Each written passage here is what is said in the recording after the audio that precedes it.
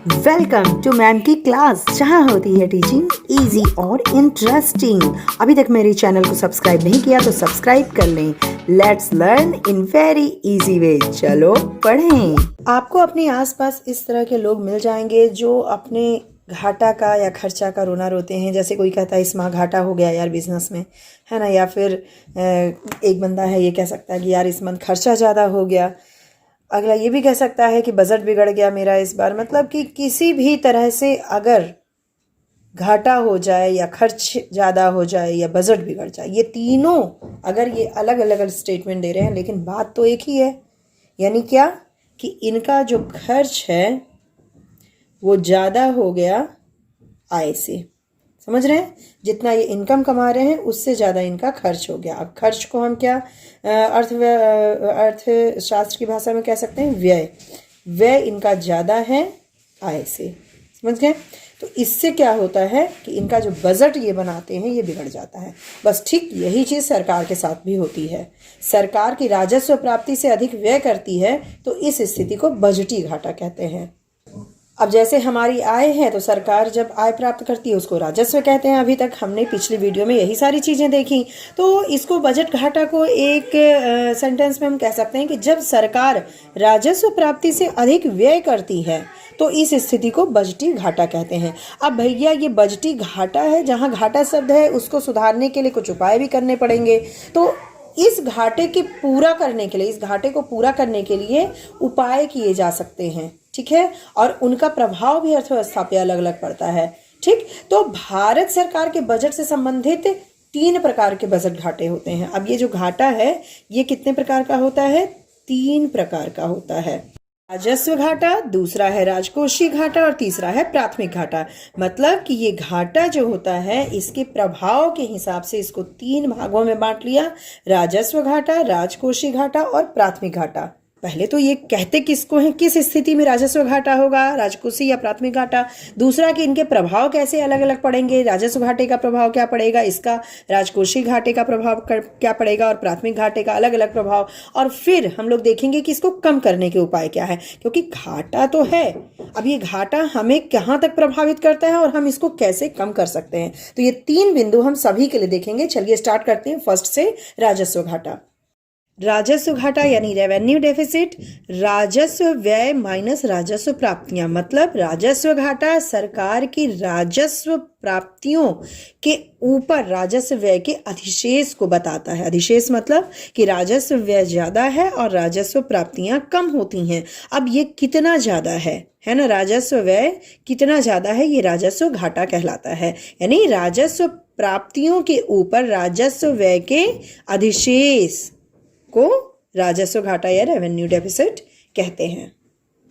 अब राजस्व घाटा का प्रभाव कह लें या फिर ये कह लें कि राजस्व घाटा से क्या क्या चीज़ें हमें संकेत के रूप में मिलती हैं, क्या समझ में आता है। तो सबसे पहले तो भाई अगर घाटा हो रहा है तो सरकार अर्थव्यवस्था के दूसरे क्षेत्रों की बचत का उपयोग अपने उपभोग व्यय के लिए करिए, क्योंकि उपभोग व्यय तो मस्ट है, उपभोग व्यय तो होगा ही होगा। तो अब क्या कर रही है, दूसरे क्षेत्र का जो बचत है, जैसे अगर हमें घाटा होने लगे तो हमारी सेविंग कम हो जाएगी। अगर आपके घर में आप लोग ज़्यादा से ज़्यादा उपभोग में व्यय करने लगते हैं तो क्या होगा कि बचत जो है वो कम होने लगेगा। जिस चीज के लिए सेविंग रखी गई है वो व्यय हो जाएगा। जैसे आपके पास पॉकेट मनी है मान लीजिए, तो पॉकेट मनी को आप अगर खर्च कर दे रहे हैं, ठीक है, इसको अगर आप खर्च कर दे रहे हैं तो क्या हो जाएगा, यानी कि आपकी जो बचत थी, जो सेविंग आपने की थी कि अगले महीने हम ये ले लेंगे, ये पत्रिका ले लेंगे, या फिर यूट्यूब देखने के लिए हम फोन में टॉपअप डला लेंगे, तो वो बचत तो आपकी क्या हो गई, कम हो गई या खर्च हो गई। ठीक है, तो ये समझ में आता है। अगर घाटा किसी भी तरह का हो रहा है, उसी तरह राजस्व घाटा होता है कि सरकार यहाँ पे क्या समझ में आता है राजस्व घाटा होने से कि अन्य क्षेत्रों में जो बचत हो रहा है उसका उपयोग उपभोग व्यय के लिए सरकार कर रही है, तभी तो घाटा हो रहा है। दूसरा ये पॉइंट समझ में आता है कि राजस्व घाटा उधार के रूप में। अब देखो घाटा जब हो रहा है तो लोग ऋण लेते हैं, उधार लेते हैं। ठीक है, तो सरकार भी उधार लेती है, आरबीआई से लेती है, अन्य देशों से लेती है ना। तो यहाँ से उधार के रूप में जब लेती है तो देनदारी बढ़ती है। यानी जब आप उधार लेंगे किसी से, अपने दोस्त से अगर आप उधार लेते हैं तो फिर आप उनको लौटाएंगे, यानी देनदारी लायबिलिटी आपकी बढ़ गई ना। आपके दिमाग में रहेगा कि भैया हमें ब्याज सहित अगले महीने लौटाना है। तो सरकार भी इसी तरह उधार लेती है, तो राजस्व घाटा के कारण उधार लेती है। और फिर देनदारियां उसकी बढ़ जाती हैं, या विनिवेश के रूप में संपत्ति कम करती है, या फिर सरकार क्या करेगी, घाटा अगर हो रहा है तो विनिवेश कर देती है, यानी अपने शेयर को बेच देती है, यानी कि सरकारी क्षेत्र अगर इतना है तो इतना वो काट के निजी हाथों में बेच देगी। इसको क्या कहते हैं, विनिवेश कहते हैं। तो विनिवेश कर देती है सरकार, अपने शेयर को कम कर देती है, यानी कि ये पूरा का पूरा क्षेत्र जो सरकारी क्षेत्र था आधा क्या हो जाता है, निजी हाथों में चला जाता है, सरकार की हिस्सेदारी इसमें कम हो जाती है। ठीक है, आपको ये भी मालूम होगा जब कोई उधार में फंस जाता है, कोई भी हो, या तो आपके घर की बात हो या कहीं भी किसान भी उधार लेते हैं तो वो क्या करते हैं, अपने संपत्ति को कम कर देते हैं, यानी बेच देते हैं ऋण चुकाने के लिए। तो जब घाटा होता है तो उधार लेती है सरकार, और उधार को देनदारियों के रूप में भी बढ़ता है, या फिर अपनी संपत्ति को वो कम कर देती है। फिर अगर राजस्व घाटा है तो एक तरह की चेतावनी है, क्या कि आप आय बढ़ाइए या फिर अपने खर्च को कम कीजिए, या तो व्यय को कम कीजिए। ये एक तरह की चेतावनी दी जाती है। अगर राजस्व घाटा किसी सरकार में हो रहा है तो एक तरह की चेतावनी होती है, जैसे कि आपको अगर घाटा हो रहा है, बचत चली गई, तो ये आपके लिए चेतावनी होगी। आपके मम्मी पापा कहेंगे कि पॉकेट मनी बढ़ाओ, मतलब बढ़ाने की कोशिश करो, कहीं कमाओ, अगर नहीं बढ़ता तो खर्च अपने कम करो। हालांकि आपको तो खर्च ही कम करना पड़ता है, पॉकेट मनी कहाँ से बढ़ेगी, है ना। तो यहाँ पे क्या होता है कि एक चेतावनी होती है सरकार के लिए कि आय बढ़ाया जाए किसी भी तरह, या फिर व्यय को कम किया जाए। फिर अगला पॉइंट ये समझ में आता है कि सरकार असमर्थ है एक नियमित खर्च को पूरा करने में। एक मालिक, जैसे कि पूरे देश का मालिक, अगर जो सरकार है अगर नियमित खर्च को पूरा नहीं कर पाती तभी घाटा होता है, यानी वो डिसबैलेंस, उसको बजट या तो बनाने में उसके कहीं कुछ कमी रह जाती है, या फिर आय व्यय का जो आंकड़ा है उसको संतुलित करने में कमी रह जाती है। यानी कि नियमित खर्च, वो जानती है कि हमारे देश में इतना खर्च है तो उसी तरह से आय के भी उपाय करने चाहिए।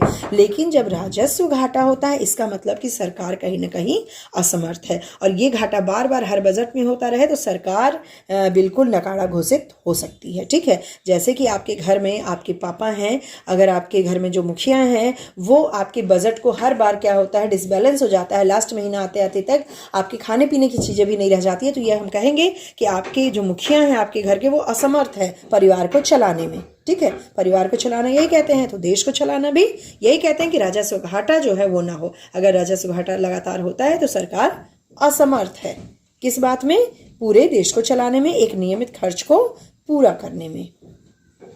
अब बात होती है कि राजस्व घाटा कम करने के उपाय क्या है, तो उपाय वही है जो चीज कठिनाई है। कठिनाई थी कि व्यय ज्यादा हो रहा है तो भैया व्यय को कम कर लो, राजस्व में वृद्धि कम हो रही है तो राजस्व में वृद्धि ज्यादा से ज्यादा कर लो। तो सरकार को क्या करना चाहिए, व्यय को कम करने के लिए उपाय करना चाहिए कि अनावश्यक व्यय ना हो, बेकार में खर्चा ना हो। ठीक है, कई क्षेत्रों में जहाँ पे अलायंस दिए जाते हैं, भत्ता दिया जाता है, उसको कटौती करनी चाहिए। राजस्व में वृद्धि, सरकार को गैर कर और कर यानी कि टैक्स वाला और बिना टैक्स की जो फीस, शुल्क, जुर्माना, ये सब जो लगता है उसमें स्रोत को बढ़ाना चाहिए, इससे प्राप्तियों को बढ़ाना चाहिए। तो भाई यही दोनों तो कठिनाई थी कि व्यय ज्यादा हो रहा है, तो सीधे सीधे से उपाय होगा कि व्यय को कम कर लिया जाए और राजस्व में वृद्धि कर ली जाए। तो ये दोनों उपाय करके राजस्व घाटा को कम किया जा सकता है। राजकोषीय घाटा, फिस्कल डेफिसिट, यानी कि सरकार के कुल व्यय और ऋण ग्रहण को छोड़कर कुल प्राप्तियों का अंतर। अब देखो, कुल प्राप्तियों में क्या होगा, राजस्व प्राप्तियां प्लस ऋण ग्रहण को छोड़कर, इन्होंने कहा, यानी कि गैर ऋण से सृजित पूंजीगत प्राप्तियां, यानी पूंजीगत प्राप्तियां तो होंगी लेकिन बनी किससे होंगी, सृजन किससे होगा, गैर ऋण से, यानी कि यहाँ ऋण से संबंधित प्राप्तियां नहीं होंगी। ठीक है, तो कुल व्यय में से क्या घटाया जाता है, राजस्व प्राप्तियां प्लस गैर ऋण से सृजित पूंजीगत प्राप्तियां। गैर ऋण के उदाहरण क्या है, ऋण की वसूली और सार्वजनिक उपक्रम, यानी सार्वजनिक जो कंपनीज है उसकी बिक्री से प्राप्त राशि।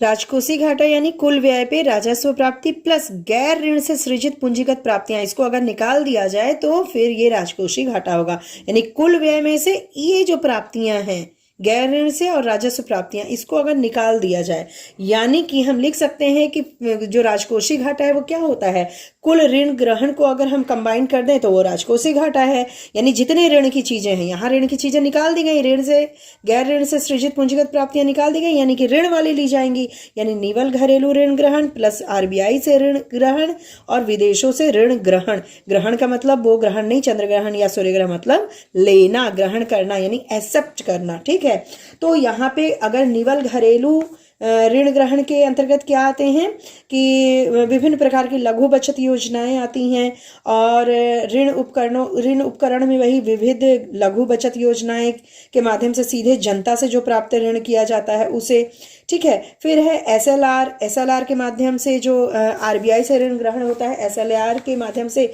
अप्रत्यक्ष रूप से व्यवसायिक बैंकों से ऋण आते हैं, ठीक। तो इस तरह से, और फिर विदेशों से भी ऋण ग्रहण होता है। तो ये सारे जो ऋण ग्रहण चीजें हैं, ऋण जो एक्सेप्ट किया जाता है वो राजकोषीय घाटा बन जाता है।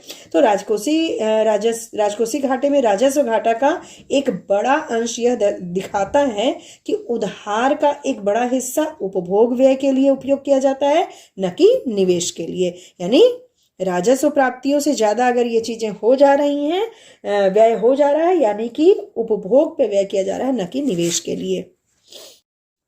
अब इसके प्रभाव की अगर हम बात करें, फिस्कल डेफिसिट के प्रभाव की, तो 4 बिंदुओं में हम कर सकते हैं। सबसे पहले तो है ऋण जाल। ऋण जाल का मतलब डेब्ट ट्रैप, यानी कि ये ऋण जो लेते हैं सरकार, राजकोषीय घाटे के द्वारा सरकार की कुल उधार आवश्यकता जो है वो प्रदर्शित होती है। भाई राजकोषीय घाटा हो रहा है, यानी कि हमें उधार लेना है, और ब्याज भुगतान राजस्व व्यय में वृद्धि कर देता है, तो राजस्व घाटा भी होता है। फिर उसको पूरा करने के लिए फिर ऋण लेते हैं, फिर ऋण के कारण ब्याज हुआ तो फिर राजस्व घाटा बढ़ा। भाई ऋण में जो ब्याज हम चुकाते हैं वो राजस्व घाटे में चला जाता है, और जो ऋण लेते हैं वो तो भाई हमारे फिस्कल डेफिसिट में आ जाता है। तो इस तरह से एक चक्र, दुष्चक्र उत्पन्न हो जाता है राजकोषीय और राजस्व घाटे का, ठीक है। राजस्व घाटे हुआ, इसको पूरा करने के लिए ऋण लिया, तो फिर राजकोषीय घाटा हुआ, इसको पूरा करने के लिए ऋण लिया, ऋण से राजस्व घाटा हुआ, फिर उसको पूरा करने के लिए ऋण लिया, और तो और ज्यादा हुआ। तो एक जो देश जो है ना, ऋण के जाल में फंस जाता है।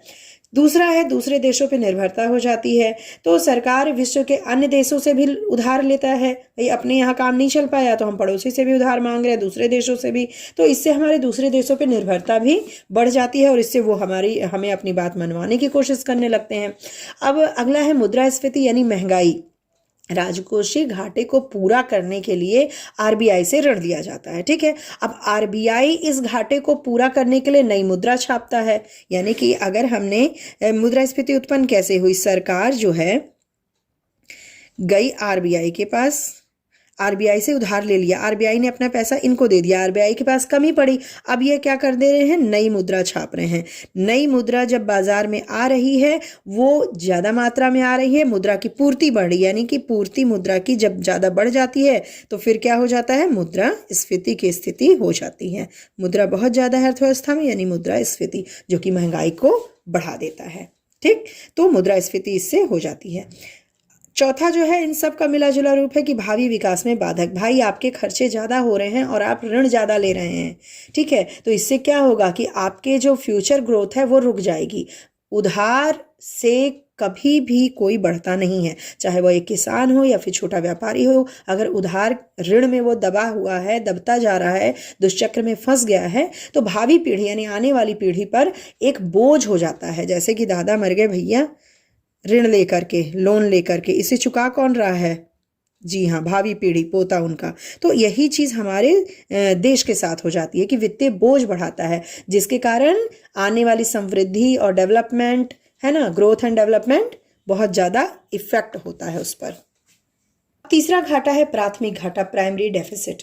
और जो प्राइमरी डेफिसिट है वो क्या होता है, चालू वर्ष के राजकोषीय घाटे और पिछले उधार पर ब्याज भुगतान के बीच अंतर, यही है प्राथमिक घाटा। इससे सृजित पूंजीगत प्राप्तियां और राजस्व प्राप्तियां माइनस होती हैं कुल व्यय से राजकोषीय घाटे में, अभी हमने देखा, ठीक। लेकिन प्राथमिक घाटे में क्या किया जाता है, पूरे राजकोषीय घाटे को ले लो, यानी जितना इनका ऋण ग्रहण है वो सारी चीजों को ले लो, और उसमें जो ब्याज भुगतान हम कर रहे हैं, भाई ऋण लिया है तो उस पर ब्याज का भुगतान भी तो करेंगे। तो प्राथमिक घाटा उस विस्तार को दिखाता है जहां तक ब्याज अदायगी ने सरकार को चालू अवधि में ऋण लेने पर बाध्य किया है।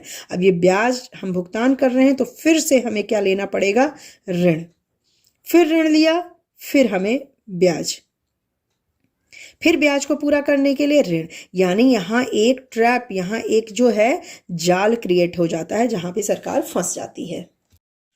अब प्राथमिक घाटे के प्रभाव की बात कर ली जाए तो ब्याज भुगतान के अतिरिक्त सरकार के उधार अन्य व्यय को पूरा करते हैं, ये दिखाता है प्राथमिक घाटा कि ब्याज भुगतान के अतिरिक्त यहाँ क्योंकि ब्याज भुगतान कितना किया इस पे राजकोषीय घाटे की बढ़त ही प्राथमिक घाटा है, यानी राजकोषीय घाटा ज़्यादा है और ये कम है, तो इसके ब्याज भुगतान के अतिरिक्त सरकार के उधार अन्य व्यय को पूरा करते हैं, ये दिखाता है प्राथमिक घाटा। दूसरा दिखाता है फिजिकल डेफिसिट और प्राइमरी डेफिसिट का अंतर पूर्व में लिए गए उधार पर ब्याज की राशि के भुगतान को दिखाता है। ये चीज़ हम ऐसे भी लिख सकते हैं, physical deficit minus primary deficit बराबर क्या है हमारा ब्याज भुगतान।